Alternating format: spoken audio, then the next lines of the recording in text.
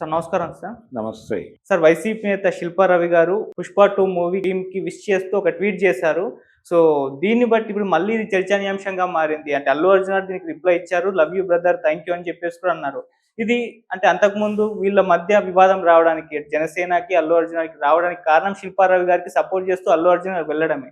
మళ్ళీ ఈయన ట్వీట్ చేయడం, ఈయన రిప్లై ఇవ్వడం ఇది కూడా మరోసారి చర్చలకు దారితీసింది. వైసీపీ నేత ఇచ్చిన ట్వీట్‌కి అల్లు అర్జున్ గారు రిప్లై ఇచ్చారని చెప్పేసి ఒక రకంగా ప్రచారం అయితే చేస్తున్నారు సార్. దీన్ని ఏ విధంగా చూడొచ్చంటారు సార్? మీరేం చెప్తారు? అంటే మొదటి నుంచి ఆయన ఒక మాట చెప్తున్నాడు క్లియర్‌గా. హ్మ్.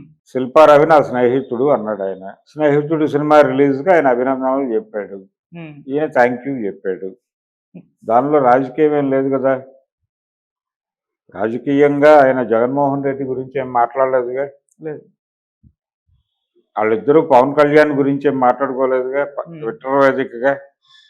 ఇంకా దాన్ని పొలిటికలైజ్ చేయటం ఎందుకు? ఇప్పుడు చాలా సందర్భాల్లో ఎలా జరుగుతోందంటే,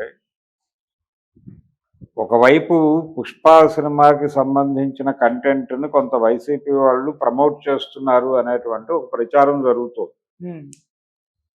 చేస్తున్నట్టుగా కూడా కనిపిస్తోంది. ఓకే.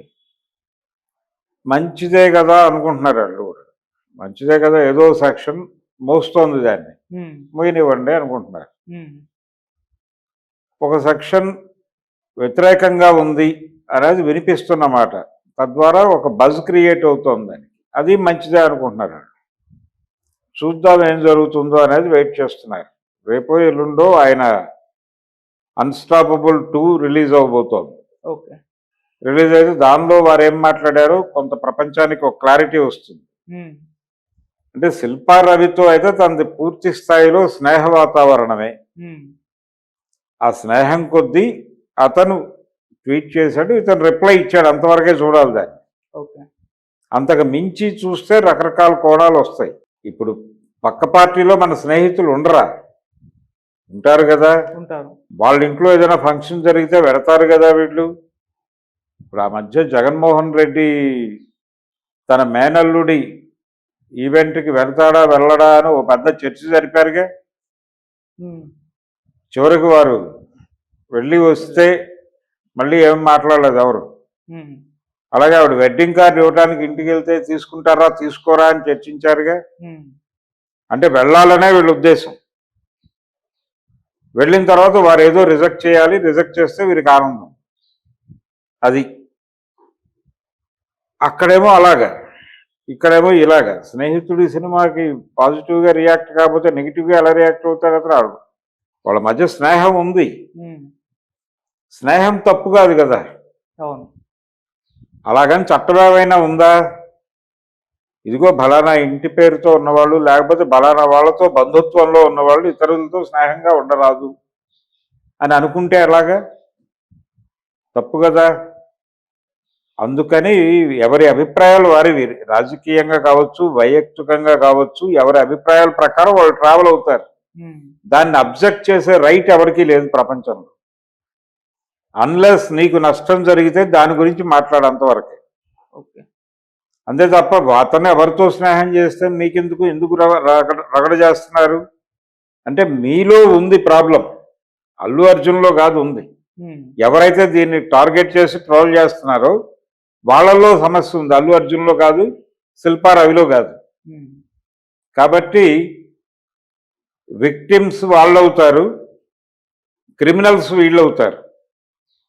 అందుకని దాన్ని దృష్టిలో పెట్టుకుని వ్యవహరించాల్సినటువంటి అవసరం ఉంటుంది. ఇప్పుడు ఎవరైతే ట్రోల్ చేస్తున్నారో ఆ ట్రోలర్స్ ఓకే. వాళ్ళు దొరుకుతారా లేదా, వాళ్ళు ఏ ఫ్యాన్స్ అనేది తర్వాత వస్తుంది లెక్క.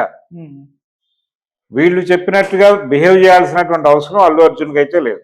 అంటే సార్ వైసీపీ శిల్పారావు గారి ట్వీట్‌ని, ఈ ట్రోల్స్‌ని ఒకసారి పక్కన పెడితే వైసీపీ అల్లు అర్జున్ గారిని ఓన్ చేసుకునే ప్రయత్నం చేస్తుంది. అంతకుముందు జూనియర్ అవును, ఎన్టీఆర్ ఓన్ గారిని చేసుకుంటోంది. చేసుకునే ప్రయత్నం. ఓన్ చేసుకుంటుందండి. ఒక వాక్యూమ్, ఒక అవసరం, ఒక అవకాశం ఉంది అక్కడ. హ్మ్. దాన్ని చేసుకుంటారు వాళ్ళు. దాన్ని తప్పని అనటానికి మీ దగ్గర ఉన్న ఆర్గ్యుమెంట్ ఏమిటి? మీ దగ్గర ఒక ఆర్గ్యుమెంట్ ఉండాలి కదా, ఒక చట్టమో ఏదో చూపించాలి కదా నువ్వు. హ్మ్. ఇదిగో చిరంజీవి గారి బంధువు కాబట్టి తన గురించి ఎవరూ మాట్లాడకూడదు, ఎవరు ఏమీ సంబంధాలు పెట్టుకోకూడదు అని చట్టం తీసుకురండి. అప్పుడు ఒబే అయి ఉంటుంది ప్రపంచం. రాజకీయంగా ఏ చిన్న అవకాశం దొరికినా దాన్ని మైలేజీగా వాడుకోవడానికి ప్రతి పార్టీ తాపత్రయ పడుతుంది, అది ఖచ్చితం. ఓకే. అలా చేయకపోతే చేతకానోడు అంటారు.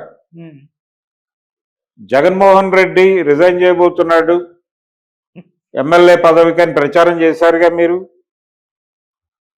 వాళ్ళిద్దరూ రాజీ పడిపోతున్నారు, బెంగళూరు ప్యాలెస్ లో మీటింగ్ జరుగుతోంది అని రాశారుగా, జరగలేదుగా. 100 స్పెక్యులేషన్స్ ఆయన చుట్టూ, చంద్రబాబు నాయుడు గారి మీడియా జగన్మోహన్ రెడ్డి చుట్టూ 100 స్పెక్యులేషన్స్ కల్పించారుగా ఇప్పటిదాకా, ఏవీ నిజం కాకపోయినా కానీ. సో మీరు చేస్తే శృంగారం, ఊళ్ళో వాళ్ళు చేస్తే ఇంకేదో అన్నట్టుగా వ్యవహరిస్తే అలాగా. టార్గెట్ చేయదలుచుకున్నారు, టార్గెట్ చేస్తున్నారు అంతే. అంటే ఈ ఇష్యూ సినిమా పరంగా చూసుకుంటే సార్, టికెట్ రేట్ల పెంపు విషయంలో అక్కడేమైనా ఇబ్బంది ఏర్పడే ఛాన్సెస్ ఉన్నాయా అని? ఏమీ ఉండదండి, వాళ్ళు సెటరైట్ చేసుకోగలరు, మాట్లాడుకోగలరు. అది కూడా ఇంకా అధికారికం కాదు. టికెట్ల రేట్ల పెంపుకు సంబంధించి ఒక స్పెక్యులేషన్ బయటకు వచ్చింది. 600, 700కి సింగిల్ స్క్రీన్స్ లోను, 700 పైన అక్కడ అమ్ముతారు అనేది ఒక ప్రచారం జరుగుతోంది. ఓకే. ఏది సింగిల్ స్క్రీన్స్ లో ఇప్పటి వరకు ఉన్న రేట్లు కాకుండా డబల్ త్రిబుల్ చేస్తున్నారు, 350, 375 అలా చేస్తున్నారు, అక్కడ 700 చేస్తున్నారు అనే ఒక ప్రచారం జరుగుతోంది. దీనికి సంబంధించి ఇంకా అధికార ముద్రలు పడలేదు కదా, పడిన తర్వాత ఆలోచిద్దాం. ప్రభుత్వాలు వ్యతిరేకంగా ఉన్నాయా, పాజిటివ్గా ఉన్నాయా? నేనైతే వ్యతిరేకిస్తాయని అనుకోవడం లేదు. డెఫినెట్గా అమ్ముదామని తెలియజేస్తారు. అసలు ఇంత పెంచి వెళ్తారా, దాని వలన వచ్చేటువంటి సైడ్ ఎఫెక్ట్స్ ఏంటనేది వాళ్ళకి తెలుసు. ఆ బిజినెస్ లో ఉన్నారు కాబట్టి దాన్ని బట్టి ఒక వైజ్ డెసిషన్తోనే వెళ్తారు. ఈ వివాదాన్ని కొనసాగించాలని కూడా వాళ్ళు అనుకోరు.